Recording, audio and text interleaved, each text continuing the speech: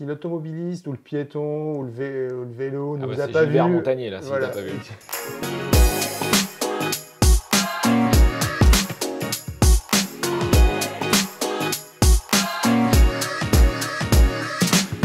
Salut les riders, j'espère que vous avez la pêche. Cette semaine, je vais vous présenter avec Jean-Baptiste un nouveau produit de chez Denali qu'on trouve assez génial, il faut bien le dire. C'est le Dialdim. Dialdim. Donc ce produit est génial. Alors, vous vous rappelez sûrement avec Jean-Baptiste, on a fait une vidéo il y a fort longtemps. Il y a 3 ans. 3 ans, j'ai retrouvé la vidéo. Sur les feux Denali D4 que j'avais monté sur la KTM 990 Adventure qui roule toujours. Et on avait mis le Dualdim à l'époque. Donc ça permettait déjà de moduler l'intensité des phares. Ouais, exactement. Ouais, tout à fait. Mais le nouveau produit chez Denali va beaucoup plus loin que ce qu'on avait présenté. Parce qu'à l'époque, vous vous rappelez, j'avais branché les feux de route en pleine puissance sur mes feux Denali et les feux de croisement à 50% de mes feux Denali. Là, avec le nouveau petit gadget de Denali, on va pouvoir le coupler à plein de choses. Et c'est ça qu'on va essayer de vous présenter. Bon, Jean-Baptiste va vous présenter. Alors moi, j'aime beaucoup ce produit, effectivement. C'est pour ça que j'ai un peu poussé Michel à faire cette vidéo. J'avais envie de vous le montrer. Il vient d'arriver. C'est vraiment tout frais. Ouais. Juste pour bien l'introduire, il y a une chose qu'il y a 3 ans, on n'avait pas et dont on n'avait pas parlé. C'est le CanSmart. Donc, c'était un accessoire qui est arrivé peu de temps après chez nous en Denali et qui s'adressait spécifiquement aux motos qui sont multiplexées, et notamment les BM. Clairement, c'est 80% de l'intérêt, c'est pour les BM. Les motos, il y a beaucoup d'électronique où c'est pas évident de rajouter des accessoires électriques. Les motos se mettent en défaut, bref. Et le CanSmart, en fait, ça a remplacé le faisceau standard qui était livré avec les Denali, chose qu'on a mise sur ta 990, qui marche bien, comme les fonctionnalités que tu as rappelées. Et le CanSmart, par contre, c'était vraiment canon parce qu'en fait, on vient s'interfacer directement sur le bus de la moto. Ouais. Donc, on a accès à beaucoup plus de fonctions. Et en plus, on intègre le pilotage de ces feux Denali au commodo de la moto. C'est-à-dire qu'on utilise, notamment sur les BM, la petite wheel, je ne sais plus comment elle s'appelle, la petite molette qu'ils ont. Ouais. On l'utilise pour piloter les feux. Alors, le Dialdim, mais bon, donc ce CanSmart, ça marchait que pour les motos multiplexées, essentiellement BM. Essentiellement les BM. Il y avait quelques katoches, les dernières KTM. Ouais. Enfin, c'était marginal. Grosso modo, si vous aviez une moto un peu plus ancienne ou de conception un peu plus basique avec moins d'électronique, comme par exemple la 990 ou la T7. Même la T7, oui, mais encore plein de motos modernes. Hein. Si elles ne sont pas multiplexées, c'était le montage comme ça. Vous aviez le petit copain qui vous montrait toutes ces fonctionnalités qu'il pouvait avoir avec les Denali. Évidemment, il se moquait un peu de vous en disant non, toi tu peux faire que ça. Et ben là, justement, le Dialdim, c'est un peu le CanSmart en fait de la moto pas multiplexée. Exactement. Donc ça va venir remplacer le faisceau standard dont on avait parlé dans cette fameuse vidéo à l'époque. En fait, c'est ce boîtier-là. On va rentrer directement dedans si tu veux. Hein. C'est que tu vas plus utiliser le faisceau standard des feux, tu vas utiliser ça. Et alors comme la moto n'est pas multiplexée, en fait le principe du truc c'est d'aller chercher via du câblage les informations sur la moto qui te disent que tu as mis ton clignotant ou ton klaxon ou ainsi de suite pour, à partir de ces informations-là, modifier le comportement de tes feux. Pour par exemple quand tu fais des appels de phare, un coup de klaxon, il se passe des choses au niveau des feux. Voilà, donc ça c'est un peu la transposition de ce que pouvait faire le CanSmart à des motos qui ne sont pas multiplexées. Et puis, plus simplement aussi, et c'est la base du truc, tu évoquais sur la KTM, on avait 2 modes de fonctionnement des feux. Finalement, c'était 50 ou 100%. Ouais. Mais en vrai, les feux, ils sont capables de faire toute la plage de 0 à 100%. Et ça aussi avec le Dialdim, ce qu'on avait avec les CanSmart, mais uniquement avec les CanSmart, maintenant, on l'a aussi avec les Dialdim. Le boîtier, je tiens à le préciser, est vraiment de belle facture. C'est vraiment c'est du Denali, quoi. Il est hyper qualitatif. Quoi. Ouais. On retrouve la qualité de tout ce qu'ils font en électrique. C'est soigné. Les câbles on retrouve des câbles assez épais, assez robustes. Tu sens que ça ne va pas se cisailler. C'est pas pour tout de suite. Quoi. Et que c'est bien étanche aussi. Ça, bien étanche. Ouais, parce que ça, c'est la partie qui reste sous la moto. Alors, le boîtier est sympa, mais en vrai, on ne le voit pas à l'usage parce qu'on l'installe une fois pour toutes. Il va finir sous la selle quelque part. Et voilà. Mais il est beau quand même. Il est beau et... Mais surtout, non mais tu as raison, il est bien étanche à l'eau, à la poussière. C'est important parce que typiquement, une fois que tu l'as installé, c'est pas le truc que tu vas revenir voir régulièrement. Donc c'est important qu'il soit, surtout sur des motos qui ont vocation à faire de l'off-road, des trucs comme ça. T'as pas envie au bout de 2 ans d'ouvrir le machin, de découvrir que c'est plein de boue, plein de flotte et que ça a pénétré et que ça fonctionne plus. Donc c'est un point important. Ouais. Donc ça, c'est la partie qu'on ne voit pas. Donc c'est la partie immergée. C'est vraiment la partie essentielle du dispositif, mais qu'une fois qu'il sera installé, on n'en parle plus. Et la partie que vous allez utiliser au quotidien. C'est ça, ouais. C'est une jolie télécommande. C'est un petit bouton, enfin c'est plus qu'un bouton en réalité, mais c'est quelque chose qu'on va rajouter au guidon. et qui va nous donner accès à un certain nombre de fonctionnalités, les fameuses fonctions qu'on avait via le CAN Smart avec les commandes d'origine, mais là, sur une moto, une T7 par exemple, si tu veux avoir plus d'options, d'intensité, etc., il te faut quand même un bouton. Donc c'est ça qu'ils ont prévu, et le bouton est plutôt sympa. Alors, il est sympa parce qu'en fait, il fonctionne, il a 2 modes de fonctionnement. Vous appuyez dessus, hop.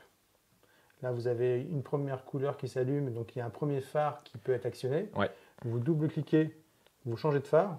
Ce que Jean-Baptiste va vous expliquer, c'est que vous pouvez venir brancher jusqu'à 2 paires de feu sur votre sur le dial dim. Sur le dial dim. Dial dim, pour ne pas confondre avec le dual dim qui était l'ancien système. Et après, avec la petite molette, vous tournez et vous réglez l'intensité. Attends, je vais tourner le truc parce qu'on est en train d'éblouir tout. Voilà. Voilà, hop. Donc ça, c'est vraiment la fonctionnalité de base. Ici, j'ai envie de changer. Hop, hop, je double-clique. Ouais, le bouton, c'est à la fois un bouton et une molette. Il change de couleur et je vais pouvoir régler l'intensité du deuxième.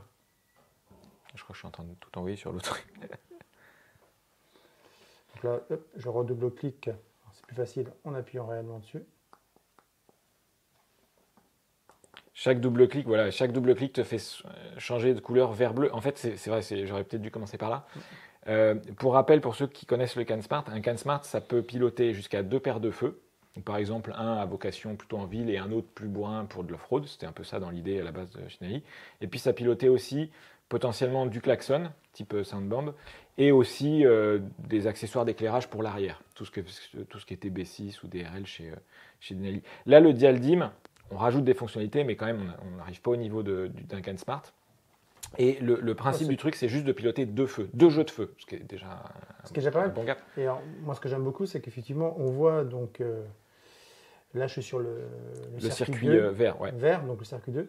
Et au fur et à mesure que j'augmente l'intensité, la couleur. Tu as un arc, un arc de cercle autour qui du se colore, qui se colore pour te dire jusqu'au moment où tu es arrivé à 100%. Ouais. Donc c'est assez visuel. Ça, c'est bien quand tu es au guidon, tu vois tout de suite où tu en es dans. Et quand tu changes, par exemple, je reviens sur l'autre feu, pareil, là je peux le régler de manière indépendante. Je rebascule, l'autre n'a pas changé. Je rebascule, je peux arrêter celui-là et celui-là reste allumé. Donc les 2 circuits sont totalement indépendants et on peut vraiment moduler l'intensité de manière en fonction des besoins. Ouais. Donc ça, c'est la première fonctionnalité de base. Alors là, pour l'exemple, on fait un peu ce qu'on veut. Donc il y a vraiment ce principe de 2 circuits, le vert, le bleu, qu'on retrouve sur ce code couleur sur l'interrupteur. Bon, là, moi, j'ai fait le choix pour l'exemple, pour la démo. J'ai mis un S4 sur le 2e circuit et un DM sur le 1er circuit. Donc le DM, dans l'idée, c'est un peu le petit feu. Alors, il éclaire déjà bien, mais c'est plutôt, on est en ville, on veut augmenter sa signature visuelle, avoir un petit complément d'éclairage.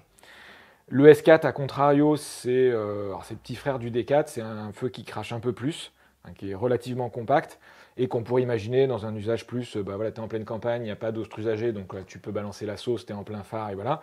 Par contre, quand tu vas être en zone urbaine ou avec d'autres usagers qui arrivent en face de toi, celui-là, tu ne veux pas éblouir, donc tu vas plutôt travailler avec le DM. Quoique, justement, grâce au Dial Dim, tu baisses l'intensité, tu peux vraiment régler l'intensité. Mais d'où l'importance d'avoir un code couleur et bien identifier qu'est-ce qu'on pilote, parce que c'est associé typiquement à ça, quel usage, quel environnement et quels sont les autres usagers autour de moi.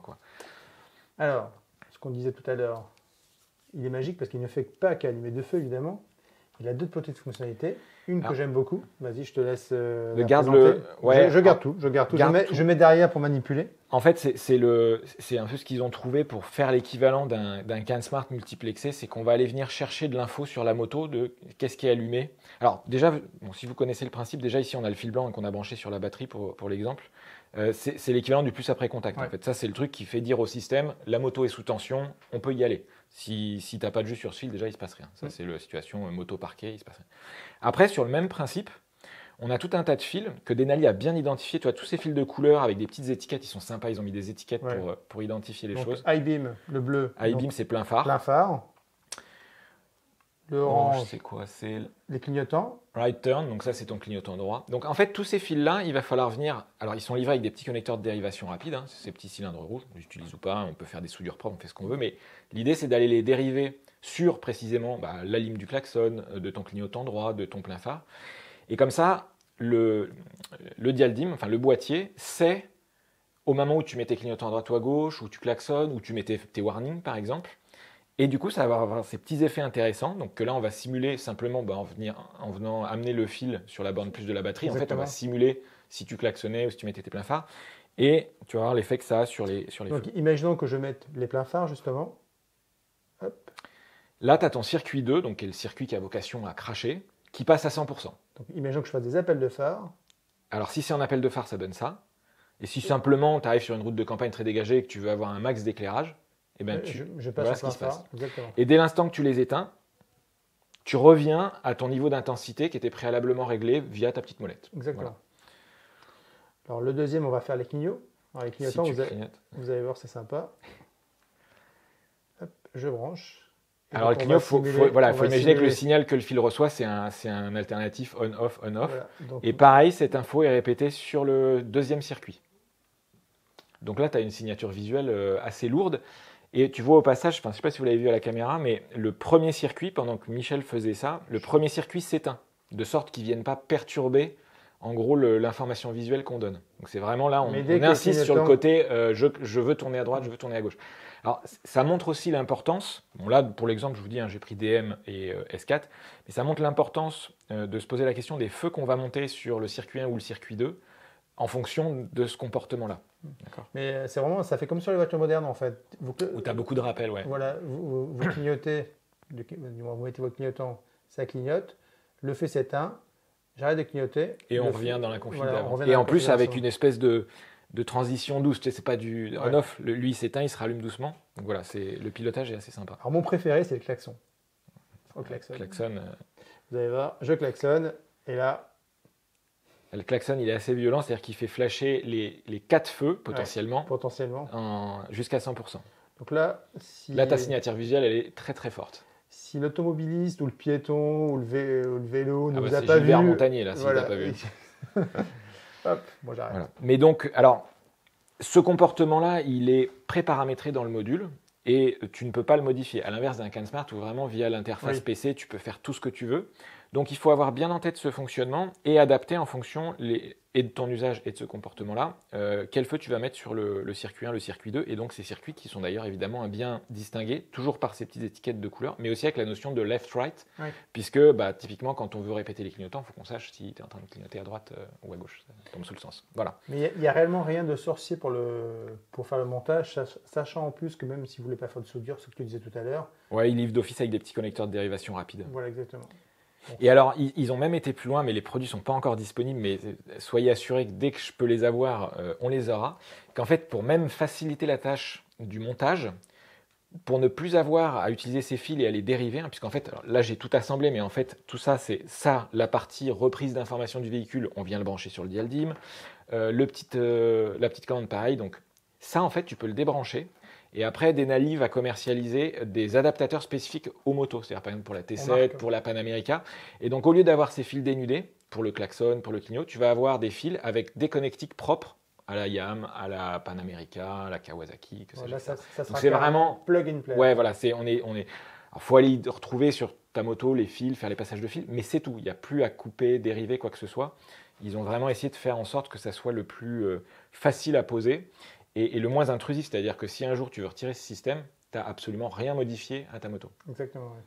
Voilà. Combien ça vaut? Alors ça vaut la modique somme pour l'instant de 240 €. J'espère que ça va rester à ce tarif-là, parce qu'en ce moment, vous n'êtes pas sans savoir que les prix augmentent très vite. Mais en tout cas, là, les premiers qu'on a et son prix actuel, c'est 240, ce qui me semble cohérent. Tu as des CanSmart, c'est à un peu plus de 300 € selon les modèles. Donc c'est moins cher qu'un CanSmart, ce qui est logique, ça fait un peu moins. Mais on est dans l'esprit. Les petits adaptateurs là que je viens d'évoquer, bon, on les a pas encore, donc les prix sont pas définitifs, mais je pense qu'on va être autour d'une trentaine d'euros, à mon avis, ça sera dans ces eaux-là. Voilà ce que je pouvais en dire. Bon, j'espère que cette petite présentation du dial DIM vous a plu. En tout cas, si vous avez des questions, c'est comme d'habitude, vous les posez sur les réseaux sociaux, on y répondra avec Jean-Baptiste avec plaisir. Je vous souhaite une bonne fin de journée et à très bientôt pour une nouvelle vidéo. Merci, ciao. Salut les riders.